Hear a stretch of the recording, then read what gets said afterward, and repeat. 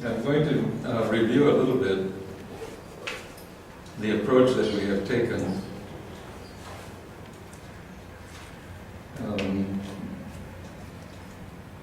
beginning with Panikar. You should recall that we heard from Panikar this idea that when we undertake something like comparative religion or interreligious understanding or the philosophy of religion, it becomes necessary to suspend, if possible, to bracket, in a phenomenological sense, our personal beliefs. He says the positive aspect of that attempt lies in the fact that it distinguishes between the conceptualized beliefs of a person and the underlying existential faith. When we bracket our beliefs, we can set aside the doctrines, the ideas, but we still retain our experience. What it is that we believe in can still be present when we set aside doctrine. He says the problem arises when we pretend to bracket not a formulation or a notion, but a fundamental conviction of the person at the existential level. We can't really do that easily. We can't really bracket what we know and believe and set it aside in some kind of artificial attempt to pretend that we don't believe that for the moment. But then he says, if we accept the distinction between faith and belief, and he defines faith as an inner presence, the presence of a reality, that which we believe is the truth because we have a relationship with it that is direct. And we've heard a lot about that from other philosophers. There is no faith without experience, in the true sense of the word. Then he says, if we accept that distinction between faith and belief, which is the system of doctrines and notions, we may be able to agree to a certain necessary bracketing of our beliefs. And then he says, I would prefer to call for transcending them altogether, not just bracketing them.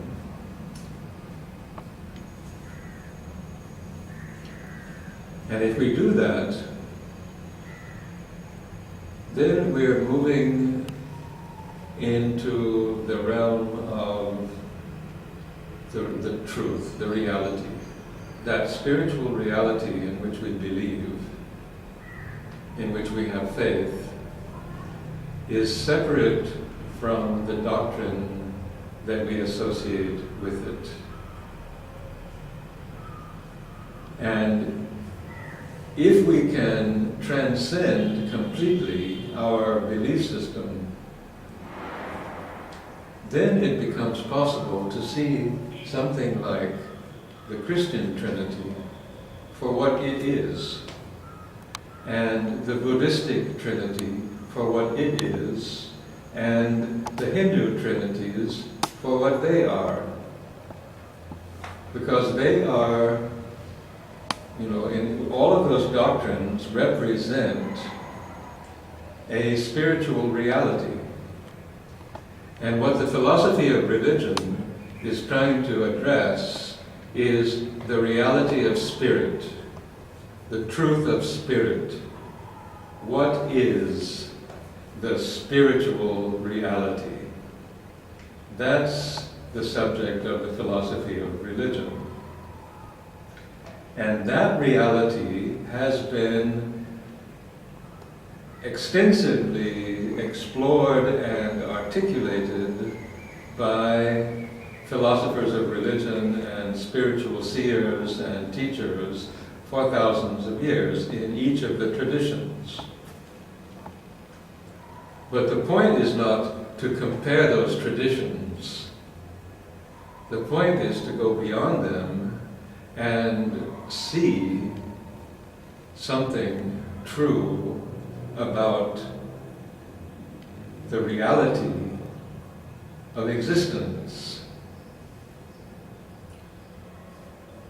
And the reality of existence, the spiritual reality, is, as our other authority, Cardinal Newman, says, extremely complex. It's not something that is captured by one era of the development of a faith, or even by 2,000 years of the development of a faith. So he says in his doctrine of his development of doctrine, he says that the problem lies in understanding and discovering that reality has been seen and articulated again and again and again, and heresies have come up and conflicts have come up and doctrines have been developed that were contradictory, and this has gone on for thousands of years he's referring to Christianity, of course. And to understand that the reality itself doesn't change, but that each of those attempts to articulate it by someone who really sees it may sound different because of changes in the thought process that have gone on, or changes in the society, or developments of the human consciousness. So it's not only doctrine that develops, it's also society that develops, language develops, the human consciousness develops, and that the way the reality is understood changes, but the reality doesn't. So the challenge for doctrine, for understanding doctrine, is to put it all together. He says, the increase and expansion of the Christian creed and ritual and the variations which have attended the process in the case of individual writers and churches are the necessary attendants on any philosophy or polity which takes possession of the intellect and heart and has had any wide or extended dominion, that from the nature of the human mind, time is necessary for the full comprehension and perfection of great ideas. And that the highest and most wonderful truths, though communicated to the world once for all by inspired teachers, could not be comprehended all at once by the recipients. But as being received and transmitted by minds not inspired, and through media which were human, have required only the longer time and deeper thought for their full elucidation.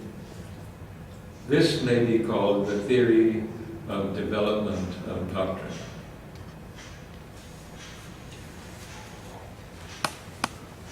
Well, it turns out that Sri Aurobindo was quite in agreement with that point of view. And I just want to read a section from the commentary, or actually the essays on the Gita, concerning this idea of Newman. And as I said before, Sri Aurobindo definitely read Newman. He brought, that which I just read was published in 1870. And Newman's work was quite well read in the 70s and 80s and 90s when Sri Aurobindo was there. And he did bring some books of Newman with him in his trunk. But besides that, he undertook to re-examine in depth and restate in the most elaborate manner Hindu doctrine. And he points out the many changes which took place in Hindu doctrine over thousands of years. And he makes the most powerful effort that has ever been made to synthesize all of that and come up with what he calls the core doctrines of Hinduism. So he says, with respect to the Gita has to synthesize to make a synthetic unity of the yoga doctrine of liberation by works and the Sankhya doctrine of liberation by knowledge. It has to fuse karma with jnana.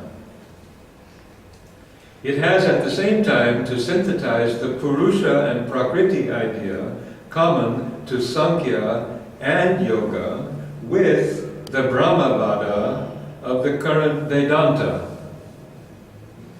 So this chapter is called Sankhya, Yoga, and Vedanta. And there was a period of time, a very rich period of time in the development of Hindu doctrine between about 400 and 200 BCE, when, and this is the period of the darshanas, and Vedanta, Yoga, and Sankhya were three very prominent schools of thought, and they were all considered to be Vedic. So they were not contradictory, they were just three elaborate schools of thought about the truths of Hindu doctrine.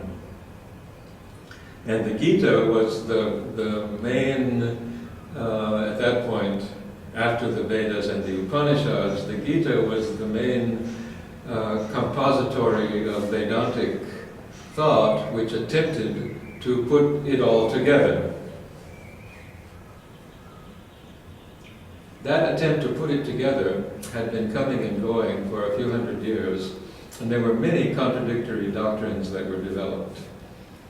And so it was a problem, how to put together these three things.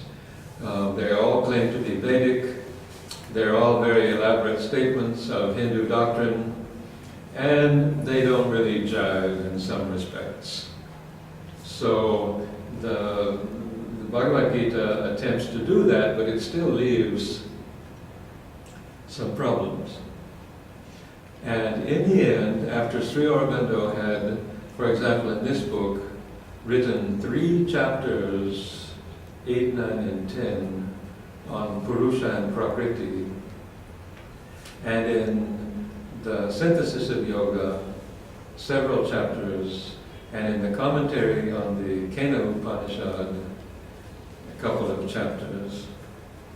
Finally, when he wrote the second part of the Life Divine in 1939-40, he wrote this chapter, which is the most powerful synthesis of those three schools that he wrote, and that has probably been written by anyone.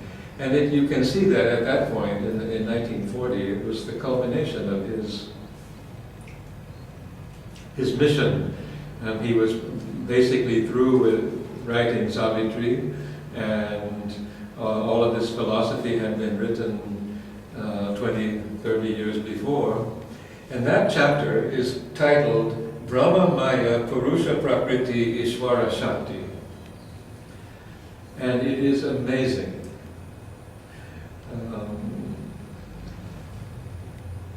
In that chapter, he doesn't bother with commentary like I'm reading now from the book on the Gita.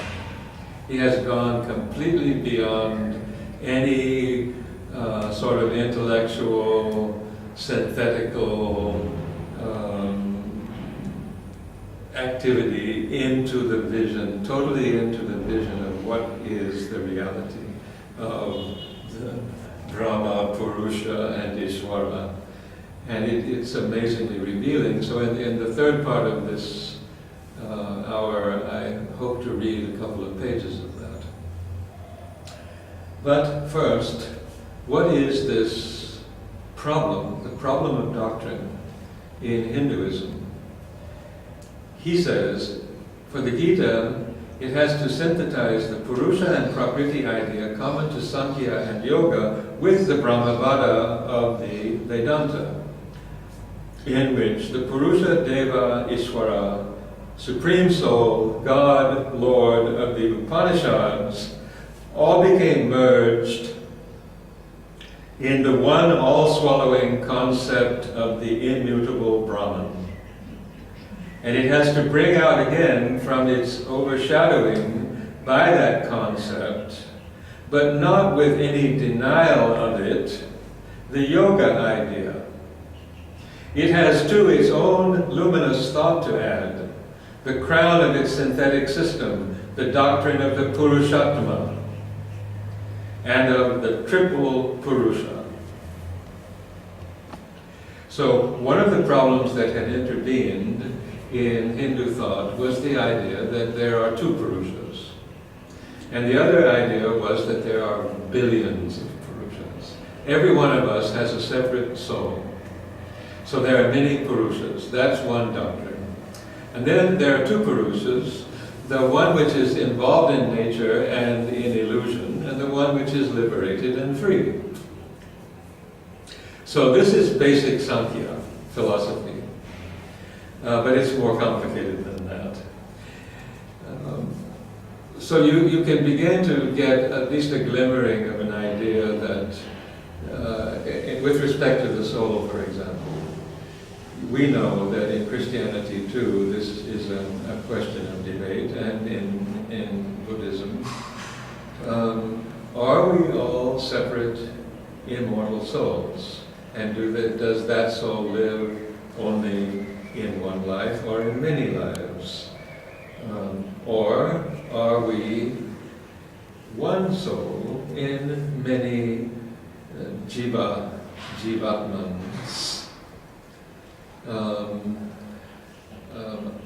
Are we really that soul which is involved in life, full of ideas and thoughts and feelings and emotions and experiences, or are we is that soul also something which is transcendent and universal and capable of being liberated from the illusion of life?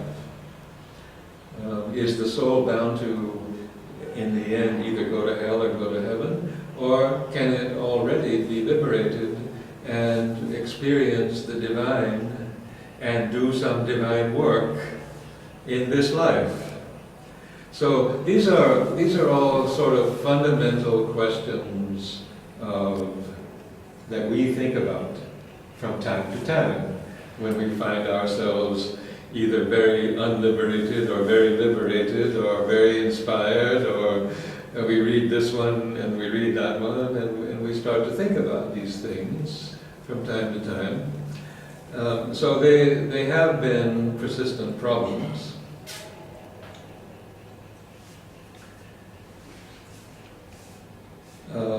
Sri Aurobindo says, moreover, in synthesizing works and knowledge, like, can we realize ourselves through practice, through effort, or is it just a matter of stepping back into the pure being and having the divine knowledge, apart from effort and work and life and all of those things?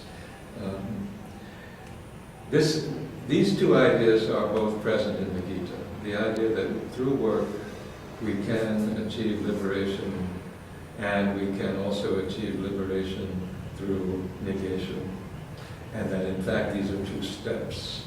They are not mutually exclusive.